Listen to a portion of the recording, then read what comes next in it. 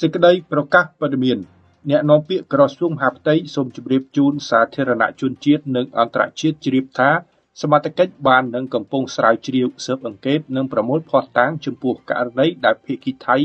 បានបើកការបាញ់ប្រហារមកលើប្រជាពលរដ្ឋខ្មែរនៅភូមិព្រៃច័ន្ទកាលពីថ្ងៃទី12ខែវិច្ឆិកាដែលបណ្ដាលឲ្យស្លាប់ពលរដ្ឋខ្មែរស្លូតត្រង់ចំនួន1នាក់និងចំនួន3នាក់រងរបួសធ្ងន់ដោយមានការចូលរួមពីក្រុមអ្នកសង្កេតការណ៍អាស៊ាន AOT និងអ្នកជំនាញបរទេស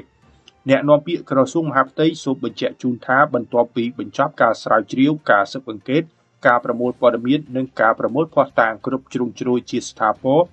ដើម្បីកសាងសំណុំរឿងដោយឈរលើមូលដ្ឋាននៃច្បាប់អន្តរជាតិ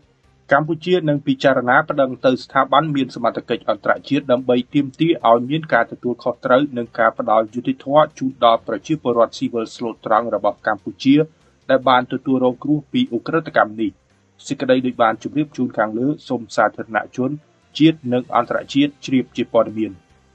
ថ្ងៃសៅរ៍10រោចខែកដឹកឆ្នាំម្សាញ់ស័កស័កពុទ្ធសករាជ2569រាជធានីភ្នំពេញថ្ងៃទី15ខែវិច្ឆិកាឆ្នាំ